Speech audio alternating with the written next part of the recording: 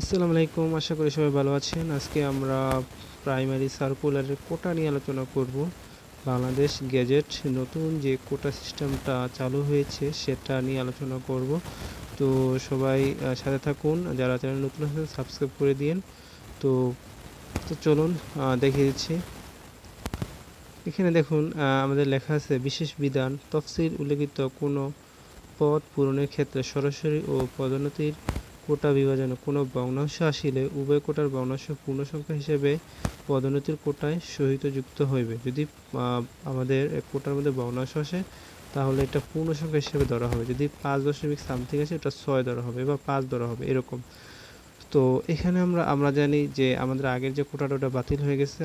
আমাদের এখন নতুন করে যে কোটা সিস্টেমটা তার মধ্যে 93% হচ্ছে মেধার কোটা, অর্থাৎ এখানে মেধার ভিত্তিতে নিয়োগ হবে 93%। কিন্তু সমস্যাটা হলো যে এখানে আবার 20% দিয়েছে হচ্ছে বিজ্ঞান কোটা, অর্থাৎ বিজ্ঞান বিষয়ে যারা স্নাতক অনার্স কমপ্লিট করেছে বিজ্ঞানের যে সাবজেক্ট নিয়ে তাদের মধ্যে হচ্ছে 20% নিবে, অর্থাৎ 93%কে 100% করা হবে। 93%-এর মধ্যেই 20% নিবে হচ্ছে বিজ্ঞান বিষয়ে যারা স্নাতক আছে তাদেরকে। এটা কিন্তু 100%-এর মধ্যে না। তো 93%-এর মধ্যে 20% নেবে বিজ্ঞান বিষয়ে যারা স্নাতক করেছে, আর বাকি 80% নেবে অন্যান্য বিষয় যারা স্নাতক, অন্যান্য বিষয়।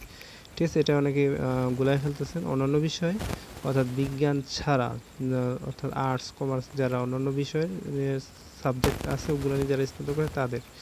ঠিক আছে, তো এই বিষয়টা নিয়ে যে আমি আপনাদেরকে আরও একটু ক্লিয়ার করে দিচ্ছি। দেখেন 93%-এর মধ্যে অর্থাৎ এই 20% হচ্ছে বিজ্ঞান কোটা, অর্থাৎ 18.6 সিট, মানে 100 সিটের মধ্যে 18.6 সিট পাবে হচ্ছে বিজ্ঞান কোটা, মানে বিজ্ঞানে যারা বিজ্ঞান স্টুডেন্ট। আর বাকি 80% পাবে হচ্ছে অন্য সাবজেক্টের স্টুডেন্ট, অর্থাৎ 74.4 সিট 100 সিটের মধ্যে। তো চিন্তাই করুন এখন বিজ্ঞান ছাত্রছাত্রীর জন্য কিন্তু এটা অবশ্যই একটা বৈষম্যের শিকার হবে। তারা এত কষ্ট করে পড়াশোনা করলো, বিজ্ঞান বিষয় নিয়ে পড়াশোনা করলো, আমি নিজেও একজন বিজ্ঞান বিষয় নিয়ে পড়াশোনা করেছি। তো তাদের কি হবে দেখেন। তো এটা কিন্তু আসলে ঠিক হয় নাই। এটা সরকার কি চিন্তা করে দিয়েছে এটা আমরা জানি না, যে মাত্র 20% বিজ্ঞান কোটা রেখেছে। এবং আমরা জানি বাকি 7%-এর মধ্যে 5% হচ্ছে যে মুক্তিযোদ্ধা কোটা এবং 2% হচ্ছে প্রতিবন্ধী ও উপজাতি কোটা, এরকম আছে।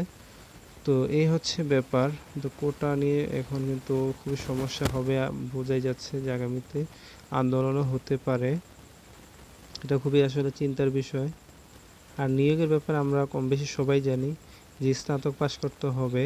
আগে আমাদের কিন্তু স্নাতক লাগতো না, কিন্তু এখন লাগবে। এবং অনন্য দ্বিতীয় শ্রেণীর সিজিপিএ লাগবে, এটা আমরা জানি। এটা প্রধান শিক্ষক বা সহকারী শিক্ষক সবগুলোতেই। এবং সর্বোচ্চ বয়সসীমা হচ্ছে 32।